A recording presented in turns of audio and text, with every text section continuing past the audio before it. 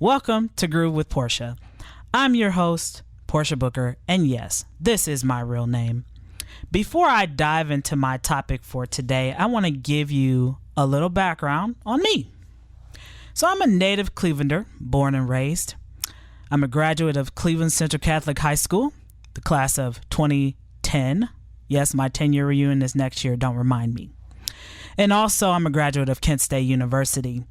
My passion for media started during my senior year of high school. My school was selected by Channel 3 to be the cool school of the week. I don't know if many of you remember that, but it was a whole big movement during that year that every school would get their chance on air. So I was fascinated when Channel 3 came and they had their crew set up in our auditorium, and Holly Strano did the weather from in there. So I knew that I wanted to pursue that as a career.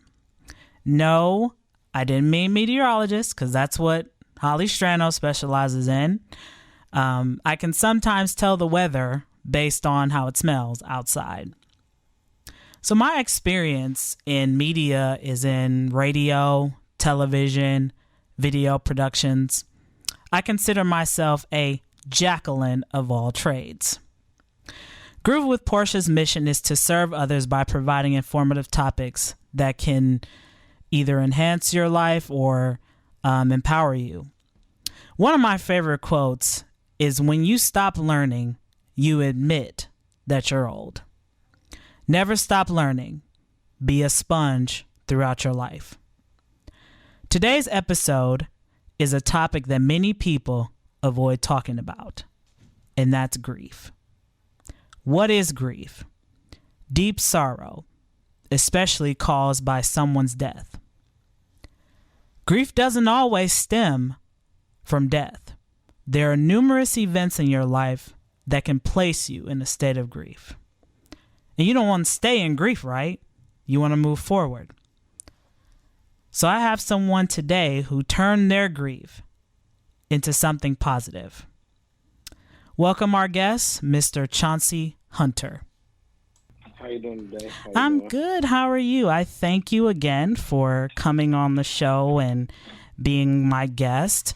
So I'm going to give our listeners a little background on who you are. So Chancye is a Cleveland native. He is a graduate of Shaw High School. He did live in Atlanta, Georgia, the life of Peachy State, for a period of time. He considers himself a music junkie. He said, "If it sounds great to me and the beat is nice, I'll listen to it." I'm the same way with you, Chancye. My playlist on Spotify has from jazz, hard rock, R&B, anything you can think of, even good podcasts on Spotify. And Chancye dreams of becoming a radio personality. So here's your chance, Chancye. You get your first taste in the broadcast and radio world with me. So I'm going to start with my first question for you, Chancye. What is Angels for Sincere? Angels for Sincere is a foundation I started on behalf of my son that recently passed this past October, 2018.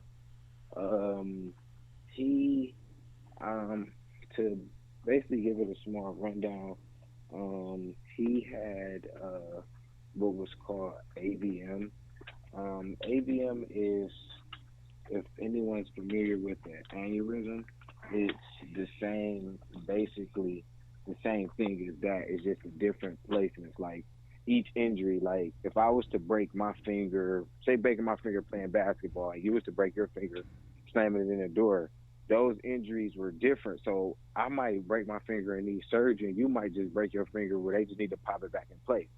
Well, my son's injury was, if anyone is familiar with the brain, the front of your brain is more of the memory, the memorable part. So that vortex part of it is regenerated, or can be, regenerated over time if injury was to occur to it. His injury happened, and it occurred in the back of his head where the stem of your brain is at. And once the vein ruptured, it caused hemorrhage. and it caused immediate and mass bleeding on his brain. So after surgery, he had two surgeries. It had came to a point of time I was at a pick of the road in the road. It was me fight for my feelings and my happiness and continue to let my son suffer, or to let my son go and not suffer, and to find some happiness or find something to do with his passion. Like, how would I make, you know, myself come out of my grief? And that's how I started the foundation on him. That's basically what made me come up with the foundation, Sincere the Angel. It's an outreach program for kids that don't have the resources that other kids have. You know, the thing is about our community.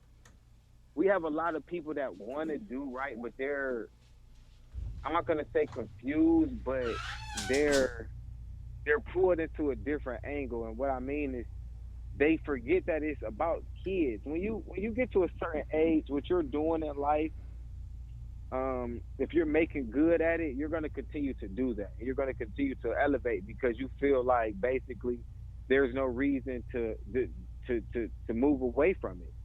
A kid doesn't know but what we show them. So if we continue to show a kid just one thing, the kid don't know it. That's all they're going to know. Kids don't know money. Kids know what we, show them. If the kid sees some light up shoes, he's gonna want those light up shoes. He or she's gonna want those light up shoes because that other kid has it. Not gonna want those Jordans or those Pradas or those Da Vinci's. They're not gonna want that because they don't know it. That's what us as in the culture forces on the kids. So it makes them grow up in the sense of what they don't really know instead of what they really need. And that's what, like, I want to bring with my outreach. I want kids to have that bigger brother where they can go and talk. They don't have to feel boxed in and feel depressed. They don't have to be feeling their anxiety rushing up on them. Like, me going to me going through with this, and it's like I was in a dark spot and all I could think about was children. That's all I could think about was kids. Because my son was a kid and he didn't get a chance to live his life. I don't want another family to go through what I went through.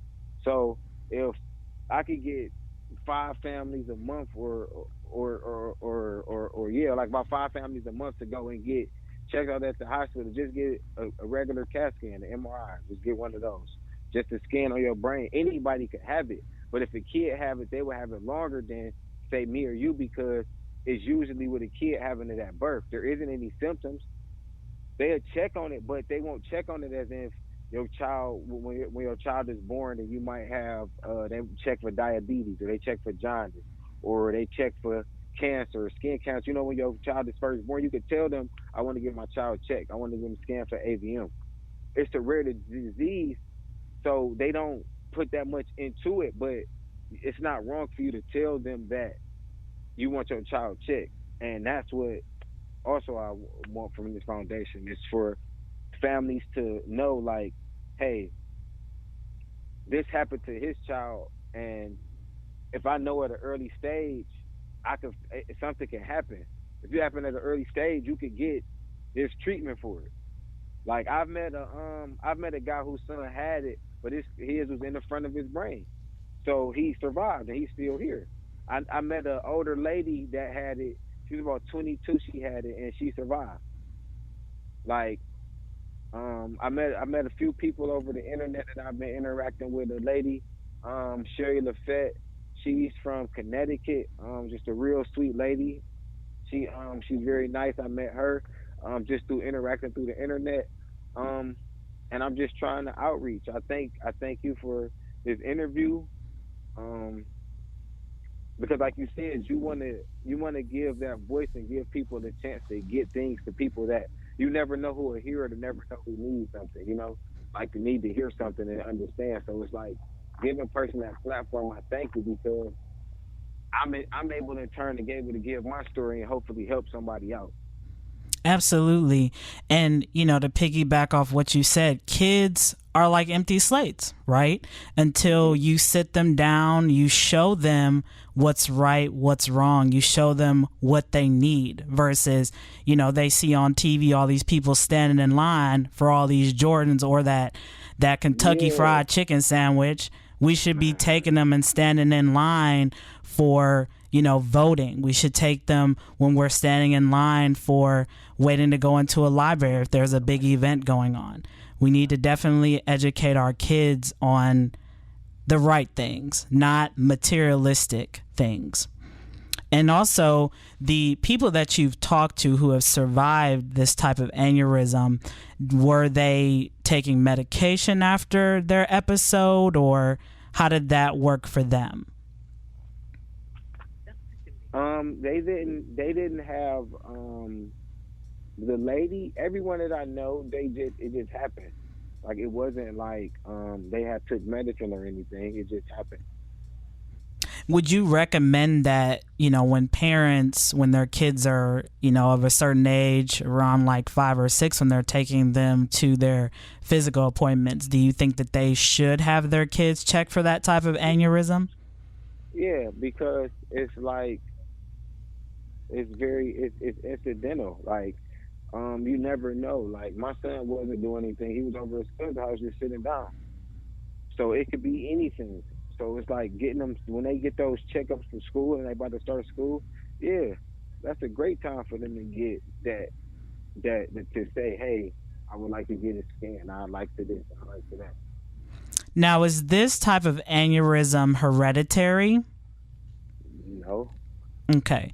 Because, I know a lot of parents may not want to do that based on our healthcare system that we currently have, where everything is not covered by insurance.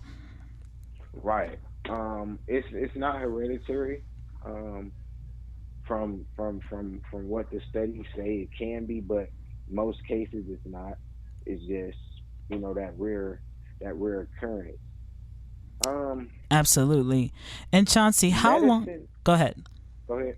No, I was just gonna say medicine wise. Um, they didn't never really have a specific medicine, as far as research that helps it out. I never, it never came up as any medicine, like no medicine has come up as far as for research or for to help it. It's more of like a chemo. That's all I've been seeing, Mm-hmm. but those chemos have helped. Absolutely. Now, Chauncey, how long did your son spend in the hospital? Actually, last year around this time, it happened September 15th. So from September 15th, 2018 to October 12th, he was in the hospital. So every day from now until October 12th, from the 15th last year, he's been there. He was in there. And what did the doctor say about his recovery after he had that episode? Um, the doctor didn't. The doctor was telling me, basically after where his injury had occurred. Basically, it was it wasn't a good chance, but um, it wasn't like it was just like all right. It was an understanding because I started to have meetings with the doctors and they showed me and I was asking to see the different MRIs and the different X-rays and things. So once I had conversations and I think the brain, I understood what they were saying as like science or medically sense. Like sometimes things in the medical world, it happens to where a doctor's hands can't it's just nothing that they can do. Some things, it's just life. It just happens. So that helped me understand the injury, and that's how, like, what I'm saying, that's how I was able to start the foundation. Like it helped me understand it. So it wasn't easy. It wasn't easy by far. letting my son go, but it was that understanding the injury helped me start to actually understand, like if it Absolutely. if it makes sense. Absolutely, it does. Now, Chauncey, did you go Hmm. to therapy right after your son had passed away? Not I attend therapy now, but I didn't attend it right after.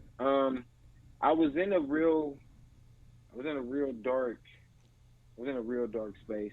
Um, so I didn't. I was scared of people.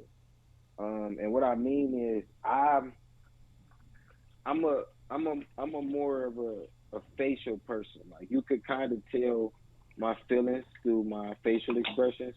So I was scared of people thinking that they were going to be able to see my facial, like my hurt.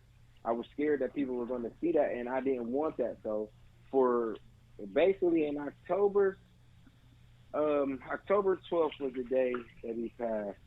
October 21st was the funeral. The 24th, I was on my way to Orlando. I I didn't know what was going on, so I like ran. If it makes sense, I ran. Like I just ran.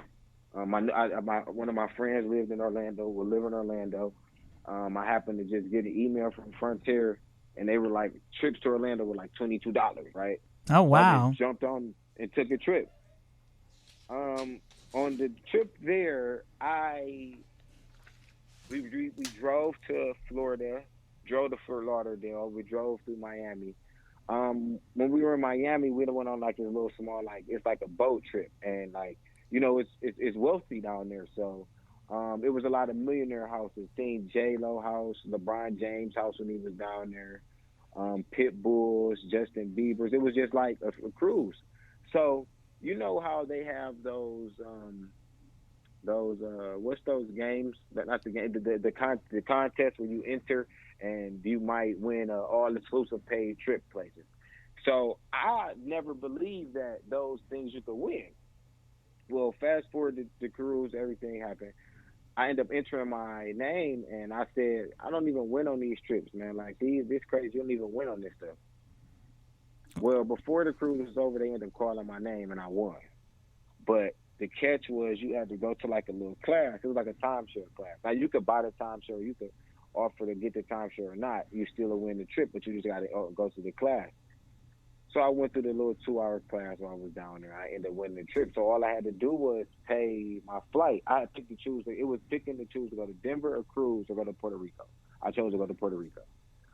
I chose to go to Puerto Rico in January of this year. I'm a religious person. I'm a Christian. Um, me praying every day, me praying and speaking peace and understanding and positive energy into my life and understanding, it started to happen. When I went to Puerto Rico, Puerto Ricans are very religious. Mm-hmm. People might think that they're Mexican or in that they are Spanish, but they're close to Jamaica.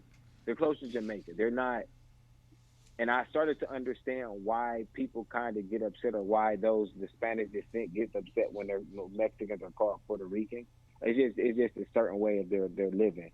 But like I was saying, I'm a spiritual person, so I went on like um, a scuba thing where I could scuba with the fishes, and I was in like real actually saltwater like the lake. I mean the ocean.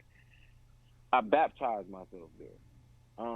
I let go of anything that I ever didn't forgive myself for, just anything like mistakes or things in life. I was like, I could have did this if I could have did this different.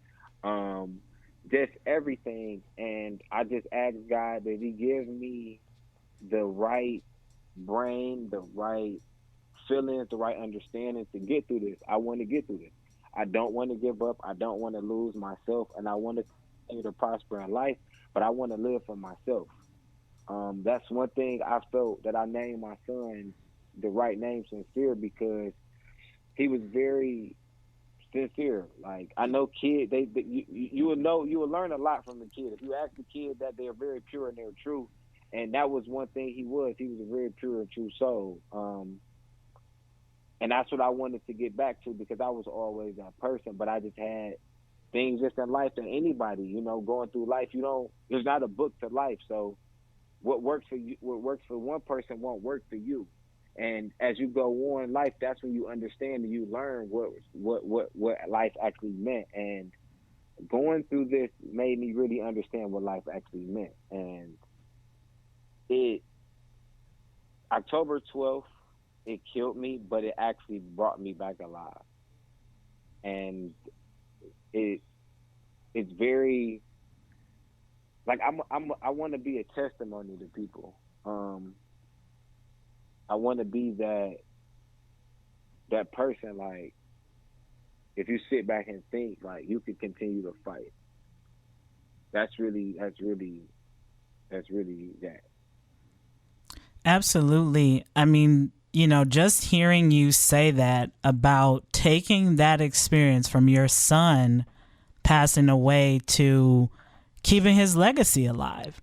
There's many people who are still grieving from the loss of a parent, a sibling, a friend, and they have that deeply rooted in them, and it happened more than 15, 20 years ago. Yeah. And I think for you, even though it will be a year coming up that Sincere passed away, you knew that you wanted to continue living your life because some people think their life is over when they lose that special someone in their life. And also, for you to go and get baptized or baptize yourself in the ocean, how was that? Was the water really cold? The water isn't cold. It's not cold, but it is. It was more for me, really. It was more like I was really more nervous. It's not a pool. It's ocean. Mm-hmm. This isn't controlled water. A pool is really controlled water. Because it's just a certain length of where the pool water is at. Ocean is miles and miles and length deep. It's real fishing here. That's what it. But I had it was something that I never forget, and I'm glad that I did it. But water temperature, no, it's really salty. Like you're a real female, so you've probably got a pedicure or manicure. So when your feet comes up from getting that pedicure and it's smooth, literally when I got out of the water, like my whole body was smooth. Like it was like it took all of the dead skin and everything. Like I was like reborn again. Mm-hmm. It took those negative layers off, that baggage, the baggage that a lot of people continue to carry around today. Yes, absolutely. I've been in that position before. I remember a few months ago, I was sitting in a church, the old stone church. One of my coworkers had lost a child. Her child was murdered. And while I was sitting in that church, I couldn't really pay attention to the service itself because my mind was on so many other things. I have a sick parent that I take care of. A lot of things that ponder my mind all day. But while I was sitting there, I heard a voice tell me, "You're done. You're done." And I'm looking around the church. I'm thinking, did somebody else hear that? Am I the only person hearing this? And then I heard, "Portia, you're done. You've done everything that I've asked you to do. Walk away from this situation that you're currently in." And similar to how you felt while you were in that ocean, when I walked out of that church, I felt like I died and came back. I was a new person. And a lot of people today that are grieving and hurting, they haven't felt that release. They're still a prisoner to their grief. Yeah, It's like letting go. It doesn't mean you're letting go. It means that you're living with for yourself now. Mm-hmm. Like you have to. Nobody wants you to be grieving, and a part of grieving is finding your happiness. Mm-hmm. But you have to want to find your happiness. You have to go through the grief process, and we all go through it, but some people give up when it starts to bring out all of those emotions, that baggage. They get afraid. They don't want to open up, but they don't realize that opening up frees you. It lets you continue to live your life. It lets you move on. And I'm sure that your loved one who passed away wouldn't want you to just continue to sit there and hold and harbor all of that in you. You know, like the old saying goes, more room out than in. Mm-hmm. More room out than in. So let me ask you this, Chancye. You know, throughout everything, after you returned from your trip, how did you decide to turn Chanceye's passing into something positive? How did you go about the idea of Angels for Chancye? I had to, like, I had to figure something out. Like, after I did that, I was just like, man, okay, now what am I to do? Like, and I started to call around, like, call and look for help groups. And it wasn't in me. I started to call just every place. It wasn't in me. And I end up getting in touch with this actual foundation for ABM, and we were just talking, and we kept communicating, and she just came out and was like, why don't you start a foundation chapter for your region, since it's not one Ecuador. And I started to look into it, and the rest is history. Now, I know when I met you about a month ago at the African American Male Wellness Walk, I saw the T-shirts that you had. And I remember you gave me one, but I was really blown away when you were telling me about the Angels for Chancye group that you started. I was fascinated by it because I don't know if I would be able to do something as brave as you, especially in such a quick time. Because many people, like me and you have discussed, they're still stuck. Yeah. And I don't know what it's like to, bury a kid. But let me ask you this, what advice would you give to other parents who are still struggling, who think their life is over, who have a hard time just coping and dealing with what they just went through? My first thing really is, I would really tell them first to pray. First, really just pray, because they gotta find happiness for themselves.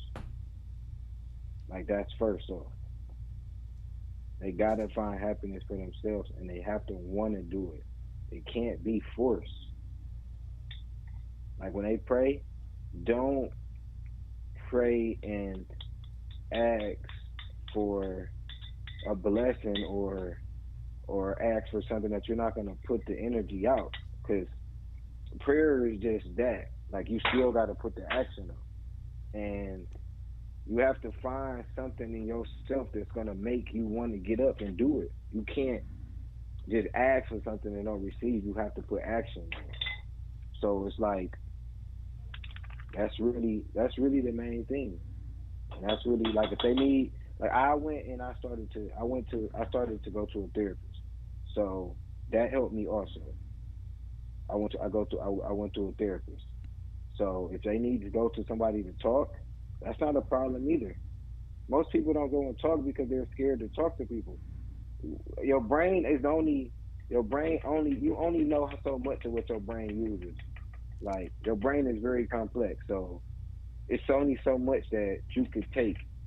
You got to go sometimes to get it out. There's nothing wrong with it. People Absolutely. don't people don't think believe that. People think that going to talk or doing any of that is just it's it's not a good thing. No, you can go and talk. People need that. You have to go and talk. You got to get it out. It works. Absolutely. I agree. We're going to take another quick break here on Groove with Portia. We'll be right back in a moment.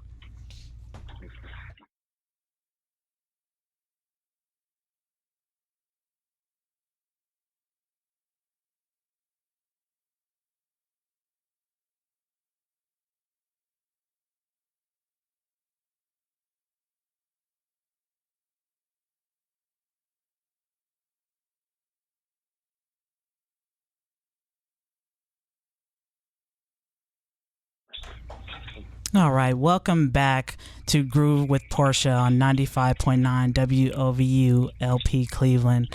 I have Chancye Hunter with me today discussing how he took his grief and turned it into something positive, something that a lot of people are struggling to do today. Now, Chauncey, I know on our last point you said that you did visit a therapist for what you're going through. Therapy is kind of like a taboo topic, especially in the African American community. How did you overcome that stigma and that taboo topic to go to a therapist and get the help that you needed? Um.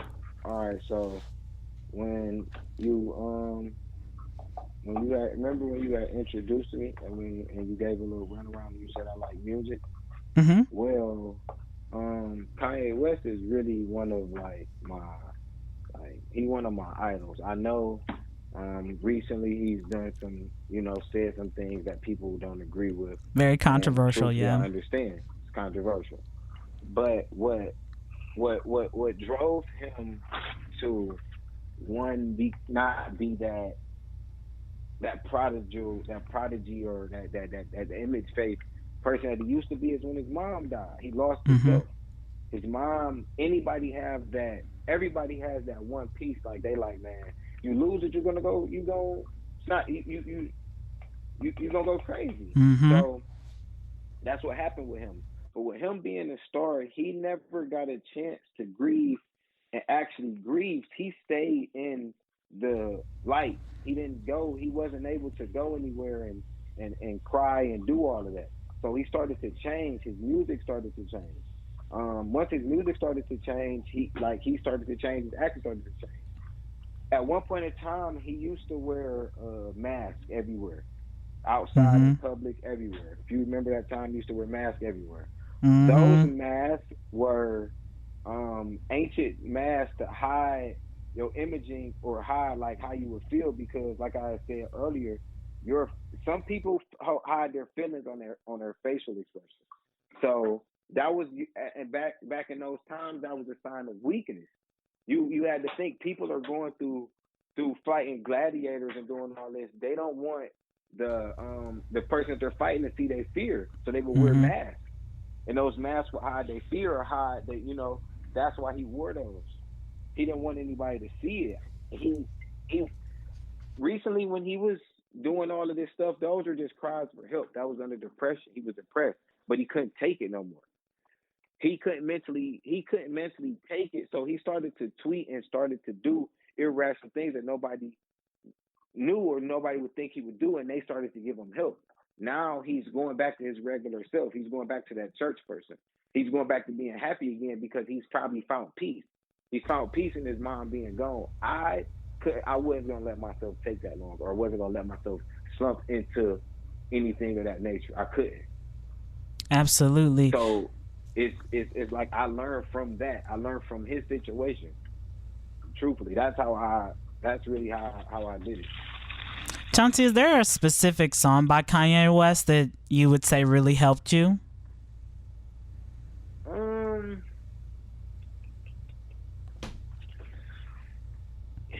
no, at that time, I didn't listen to Kanye West. Um, at that time, I was always a Nipsey Hussle fan. Mm-hmm. So I stayed listening to him. I listened to him heavy, and I'm always a Meek Mill fan. And people would ask me, and I'd be like, well, what music you listen to? I tell them Meek Mill. They'd be like, why? He a street rapper, and I was like, yeah, but his he has a story, and his story is battling the system. He was battling the system under unfairness treatment, and he was like everybody counted him out when he was going through what he was going through with the beef and everything and the music, and nobody expected him to become back to the man he is today.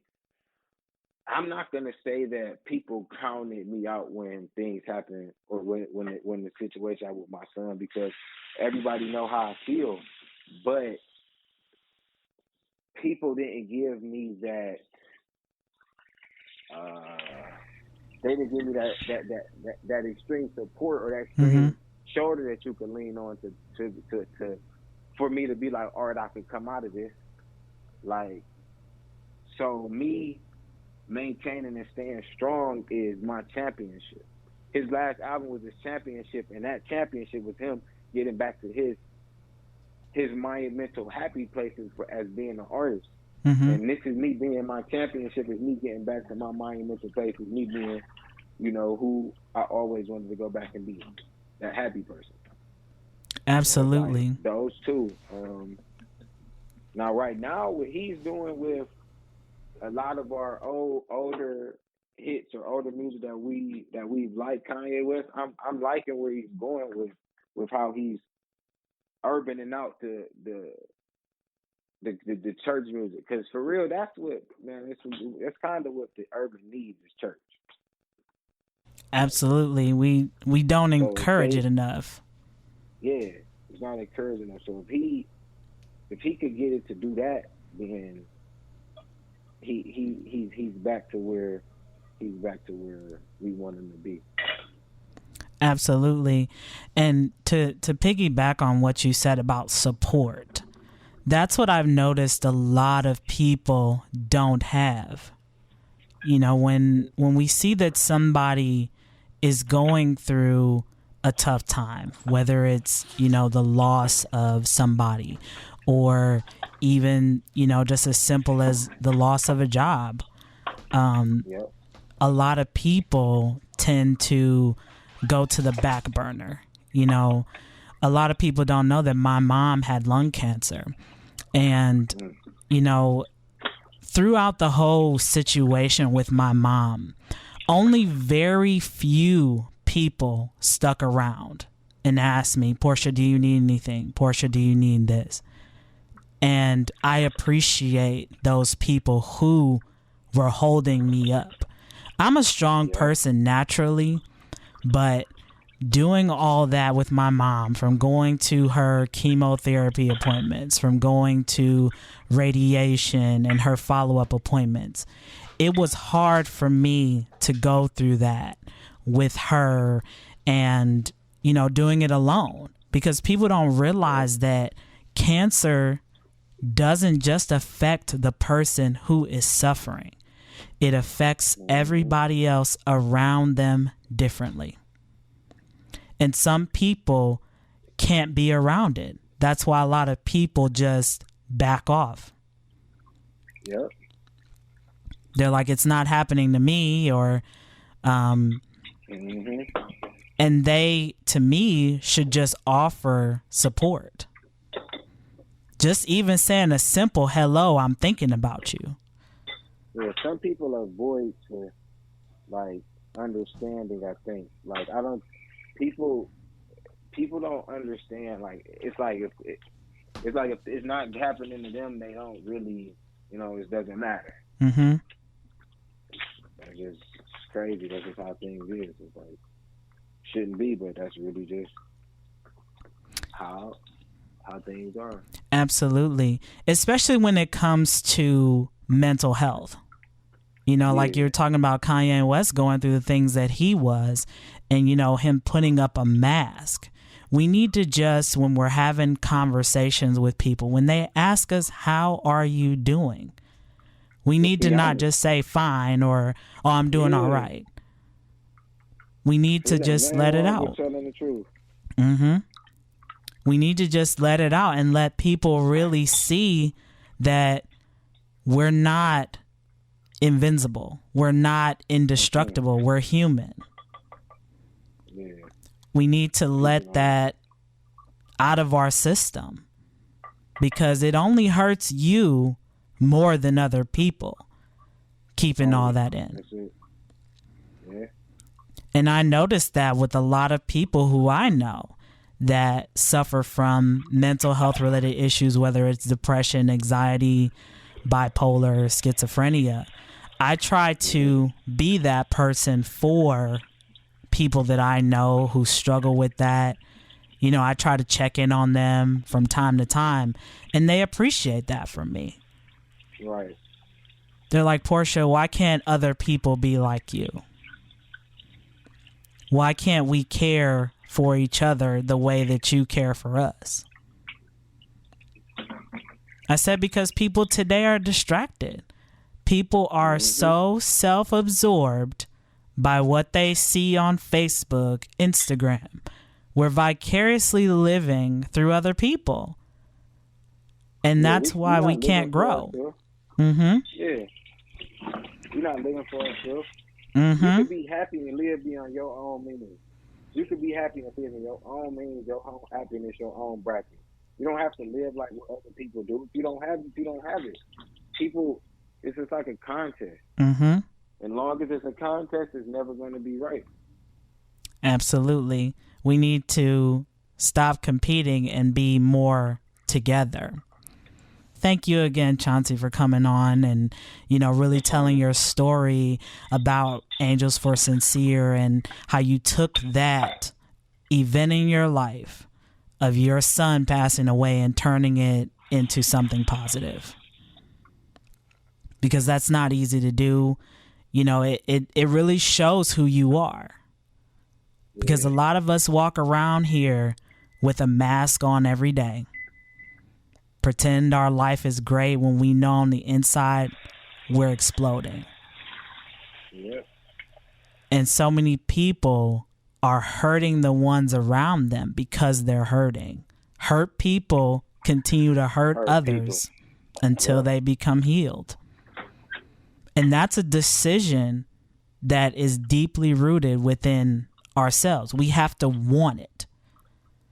My question for all my friends all the time, whenever they say, oh, Portia, I'm thinking about doing this, this, and that. I said, well, how bad do you want it? How bad do you want it? How bad do you want it? I mean, you're telling me this idea, but are you going to go through the steps to implement it? Are you going to network with the right people to learn more about the business or whatever the idea is that you want? How bad do you want it? That's my motto for life. That is my motto for life. That's a great motto. But it's really what are you going to do? What are you going to do to get because life is about choices. You're going to do this to get this or you're not. And if you're not, what are you going to do to get whatever you're trying to get? Absolutely. It's about choices. You speak on something, it's gonna come. Like it's just like energy. Like it's gonna come. It's just when it comes, you're either gonna do right by it or you're not. Absolutely. You're either gonna take it or you're not. Like you said, we all have many choices, and you can't let other people choose for you. That's another problem that people have. They want other people to choose. Well, I should go this path. I should go that path. But then they get upset when you choose it for them because they're like, oh, no, it didn't go out the way that I wanted to. And now it's all a mess because of you. And it's like, well, that's what happens when you let other people control your life. Yeah, when you put like one thing I hate is when people put up their personal, like little, like not accomplishments, but like if they get an interview and they're like, should I take this job? the people that's voting, it doesn't matter. Mm-hmm. They're not the ones that got to offer the interview. Right. You should take the job, because if you should want the job, take it. Right. You don't want to not have, like, that really makes me like, it'd be like, why are you worried about what another person is doing, Mm-hmm. or what another person would want you to do? Like, absolutely. At the end of the day, whatever bills you got, that's not their bills. Mm-hmm. Whatever you got to take care of, that's not theirs. So why are you worried about it? Absolutely. Can't say anything because everybody takes stuff negative. So everybody gets butt hurt, is what I call it. Yeah. Absolutely. Chancye, one last question for you before we wrap up here. If somebody was interested in, supporting you and learning more information about Angels for Sincere, how can they get a hold of you, or maybe even, support you? They could get in touch with the foundation Instagram, which is Sincere, SINCERES, Sincere's Angels, ANGELS, on Instagram, and on there it will be, you could DM me. I post things from time to time about different brain injuries, aneurysms, did you know facts, when I'm doing events. This coming November, I'm going to be trying to find a family to sponsor. And I will get everything that they want. I will get a list and ask them to just put the list up of things that they want to eat for Thanksgiving, and I will go to the grocery store, buy it, and drop it off for them to cook. And I'm just looking for a family that's in need. So in the next month, that's what I'm going to start doing. So you could be looking on the Instagram page for that. That's it right now. All right. Well, thank you again, Chancye, for coming on here with me and telling your story. And, You're welcome. For all of our listeners out there, definitely check out his Instagram page. It's Sincere's Angels. You can directly message Chancye if you're interested in supporting him. And also if you know a family who may want to be sponsored during the holiday season, definitely let him know. Thank you, Chancye. Again, you have a good rest of your day. You too. Thank you so much. Mm-hmm. What a powerful interview that Chancye just gave us. As I was said in the very beginning, you will learn more about me throughout every episode of Groovin' with Portia. I will say this. I went through my period of grief. For the past several years, it's been a rough time for me. And sometimes I get emotional about it because I can't believe that I'm still here. When I got my dream job after I graduated from Kent State, I was so excited. I couldn't wait to take on my new journey as a television producer. Well, my TV job ended up being a nightmare. It wasn't exactly a dream that I envisioned it to be. And it kind of broke me for a little while. I was upset. I was angry at the world because I couldn't believe that this is where I was. I felt like a failure. I felt like I couldn't continue on with my life after that one little setback. But as Chancye said, he took that experience of his son passing away and turned it into something positive. And from that experience that I had in TV, I took that and turned it into something positive by giving back to our listeners, educating them on various topics that may be affecting them, that may be deeply rooted inside of you, or even your loved ones. I have several people in my circle who have been grieving for years, that they need that outlet. They need help. But as Chancye said too, you have to want it. You have to want to make that change in your life. Other people can't make that decision for you. You can lead a horse to water, but you can't make them drink. And so you definitely need to continue to live for yourself despite your loved one being gone. And your loved one, just remember, they don't want you to be sad throughout the rest of your life just because they're gone. I'm a firm believer that God sends you people and a message all the time from your loved one, whether it's from somebody else, whether it's a post on Facebook, Instagram, even if you're walking down the street and you see a piece of paper blowing across the street and it hits your foot and it has a message. Everything in life happens for a reason. Every pain that you may suffer from will bring you closer to where you need to go in life. Thank you again for listening in on Grooving with Portia.